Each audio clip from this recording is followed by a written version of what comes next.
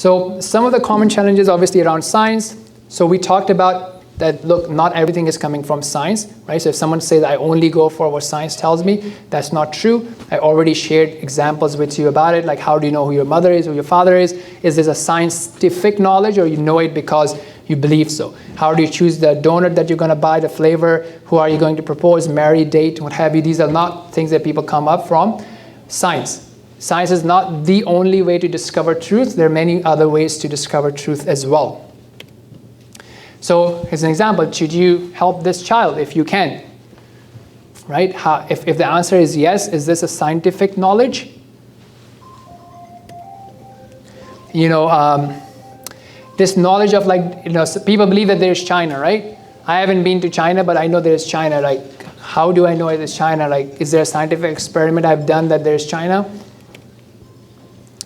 This is like rationality. So this principle that if all A are B and all B's are C's, then all A are, this is transitivity property, which everybody believes in, from common sense and logic and rationality. Is this a scientific knowledge?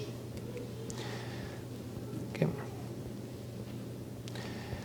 So what is science then, right? So science is trying to understand nature and coming up with theories based on experimentation. So you will do a lot of different experimentation, and based on that you come up with a theory that, okay, look, this is, I think, how things work. There's an electron and it revolves, it has a negative charge, there's a proton, what have you. And that's fine, it keeps working until you invent something else that can help you see better, or you come across an experiment that negates your previous hypothesis. That's how science works.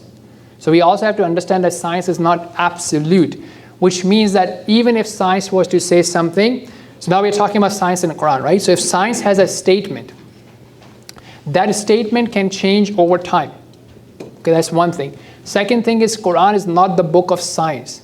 It's addressing common people, so don't take it as literal scientific journal. Okay? One common example would be if I ask you what time is sunset, quickly, 6:20-ish, but sun doesn't set. But when we talk in common language, we understand what I mean by sunset. So the Quran would talk in common language, it wouldn't be using scientific precise knowledge. The reason this is important is someone may interpret it to say something about science, and then science contradicts it.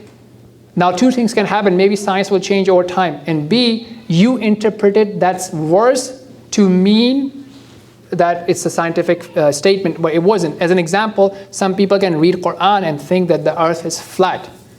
But is Quran saying that the earth is flat, or is it someone's interpretation of it? So that's something to always keep that in mind, that, you know, if science and Quran contradicts, one of the two things may be happening. Maybe you interpreted it and Quran never claimed that, you read too much into it, or B, science may evolve over time as well. So, and there are some examples of like big changes and big revelations in science where you used to believe one thing and then it totally changed over time. Some people say, oh, science works, it's true. That's not true, right? Something can work. So as an example, someone may design a pacemaker and say, look, it should work. We have done all the research, we have done all the testing, and someone else comes in and finds a flaw that, look, if the circumstances are this and that, then your pacemaker will not work. And that happens all the time. The FaceTime vulnerability, right? It was working. Someone found a way and showed that it doesn't work. So the point being that, look, science, when it comes to the past, right? When you're examining the past, we were talking about the creation of Adam alayhi salam. This is something that happened in the past. So now what's happening is what would happen when you watch a forensic drama. Right? You see a murder happening, people coming in, and they're looking at different evidences, and they're coming up with theory, and then they're coming up with the best explanation. And sometimes, based on that, you may even put someone into jail.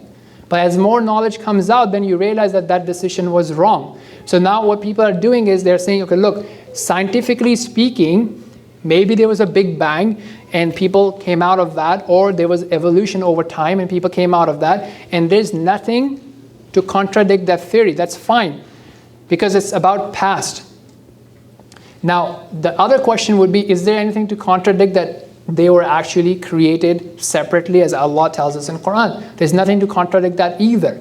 Then the question becomes, what is more likely? What would your heart pick?